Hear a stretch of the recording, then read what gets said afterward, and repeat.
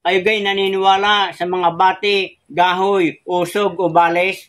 Kung kayo ay naniniwala, ay aking ibabahagi sa inyo ang pamamaraan kung paano maalis ang ating karamdamang ito na dulot ng ating kapwa-tao na may malakas na enerhiya o humihigop sa ating lakas kung kaya tayo ay nagkakaroon ng kakaibang karamdaman.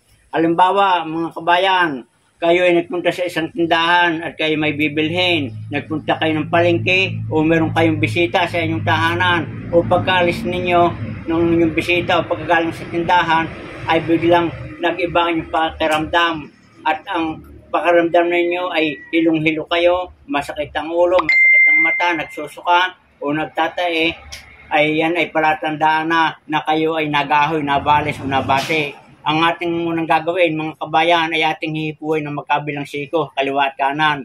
Kapag yan ay itong ating dalawang sikong ito ay malamig at kakaibang init kaya sa ating katawan, talagang sigurado na kayo ay nabate. At narito naman ang pamamaraan para matanggal ang inyong bating yan. Ang unang mga kabayan, kung inyong kilala yung taong nakabate, ay pwede kayong humingi doon ng laway, ay magpalaway sa inyong sikmura o sa inyong sentido o sa noo.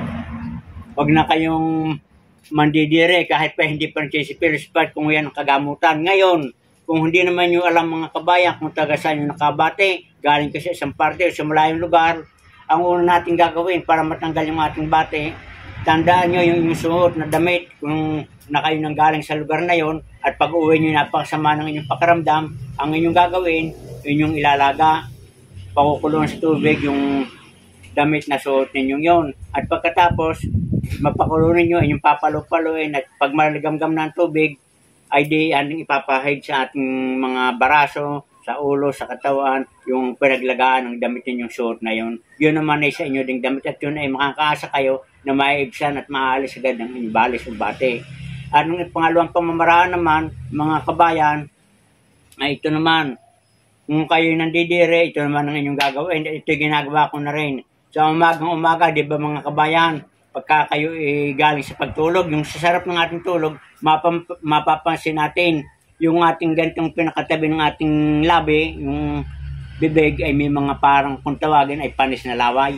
Yan, yun ay nakaano dito, parang nakadikit. Ang gagawin natin, bago tayo bumaba ng ating higaan o ng ating kama, ito yung ating gagawin. Ating kukuhitin ganyan, yung ating panis na laway, at ating ikukuros dito sa ating noo. Kaya naman, ang inyo namang gagawin, kung mga bata naman at sanggol, ay di tayo magagawa ng pangontra. Papakita ko sa inyo, pwede yung bunga ng sili, at pwede rin mga kabayan, yung katawan ng sili. Siya nating tutuhugit, ating gagawang prosila sa ating bata, o pwede rin yung saga-saga. Ito, aking papakita sa inyo ang paggawa noon. Ito naman mga kabayan, ang isa pang pangontra, na ating paprosila sa ating bata. Ito ay ating tutuhugin. Katulad na ito. Papakita ko sa inyo. Ito yung siling pasite kung tawagin. Ito ang talagang pang-kontra sa mga bales. Yan, katulad nito mga kabayan. Ito yung kanyang katawan. Dito ang ating gagawin. Ating puputol-putulin ganyan. Yan. Kakayusin ito mga kabayan. Mga kabayan, pagkatapos nating makalos, itong katawan ng siling pasite o yung siling labuyo, ito, ating puputulin na yan.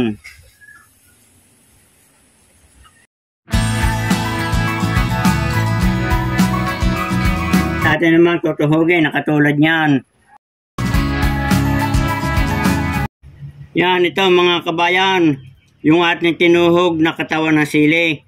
Ang gagawin natin dito, lalagyan natin ng kawit at siya natin ipupursila sa braso ng bata. At yan ay pag inyong daladala sa mga kayo magpunta ng mga lugar, ayan ang unang makikita o mapansin ng mga taong may mga gahoy. Ay di yan hindi natatalab sa bata at itong sili talagang pangkontra. Ito yung isa pang natin pwedeng gawin. Lalo maganda itong mga kabayan, kung meron kayong saga-saga, kada isa din may pagitan ng kulay pula na saga-saga, wala lang kumakuhan dito sa amin sa Batangas at namatay na mga puno nito. Yan naman ang pangalawang pamamaraan mga kabayan, kung kayo hindi makapagtuhog ng ganito, wala kayong makit ng puno ng sili o katawan, ito naman ang ating gagamitin. Mga kabayan, ito, pwede naman itong isang bunga ng sili. Siya natin ilalagay dito. Yan, ilalagay dito sa plastic. Tapos, lagyan din ng mga 7 butil ng paminta. Yan. Itong yan yung mga pangkontra sa mga usog. Yan, bali ito ay 7.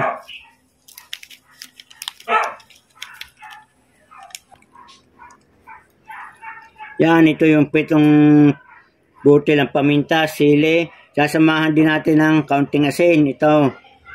Yan ay ilalagay natin dito, ating isisil para hindi lumalin dito sa tilang pula. Dito natin ilalagay. Yan, ganito pamamaraan niya ng kabayan. So, ilalagay na dito, ating bubuhulan o ating papasuin, yung sili. Tapos itong asin, ganyan din. Yan, ilalagay natin dito siya. Asin, at saka sili. Yan. Ay, ito naman paminta, hindi natin babalutin, hindi na lumalalim. Yan. Samahan din natin mga kabayan, itong luya. Itong luyang itim. Ngayon kung wala kayong ugat o laman, ay pwede naman ang dahon. O itong kukuhun ko lang dito, ay itong ugat. At saka may merong ugat dito. Yan ang ugat na luyang itim. Yan. Kaunti lamang ating sasama dito. Yan. Yan mga kabayan, napagsama-sama ko ng asin, sili, paminta, at saka yung ugat ng luya. Kung wala kayong ugat ng luyang itim, kahit na yung ordinaryong luya o kahit yung dahon, pwede na rin. At yan, itulong-tulong na siya pangkontra sa ating balas usog. Ito, ang gagawin natin mga kabayan. Ilalagay natin sa tilang pula. Yan. Pag nilagay natin, ating tatahin yan. Pag natahin natin, edi yan, ating ilalagay sa damit ng bata. Yan, ang nakakabit na pangontra. Kaya makikita kayo sa mga bata, nabibili sa mga ibang mga magtitinda nito, may kabit na ganito. So, ibig sabihin, yan ang unang mababate, hindi tatalab sa bata. Yan ang unang mapapansin, ito talagang pangontra. So, yan mga kabayan. At ang isa pa naman, kung sakalang inyong sanggol ay iyak ng iyak, parang hindi nyo malaman kung ano bang nangyari sa kanya. Ganang kumain, parang nagsusuka, nagtatae, o parang siya ay malubog ang bumbuna, hindi mo maalaman, baka yan ay nausog din o nabate, hindi natin namamalayan ng mga taong pumupunta sa atin o kahit ating kasambahay. Ang ating gagawin mga kabayan ay ganito. Tayo ay kukuha ng luya, ito. Yan. Ito yung ordinaryong luya lamang mga kabayan. Ito yung aking tanim, inalaki din naman sa pulibag. Yan. Kukuha tayo ng kaunting ganito. Yan, luya. So, yan. Kahit maliit lang. Yan. Ang gagawin natin ating tatalupan mga kabayan. Pag ating natalupan na ito, ating nagayat, yan, ating napino. Ang gagawin natin mga kabayan ay tayo kukuha ng bigas. Kaunti lamang at isasama dito sa luya at ating ngunguyain.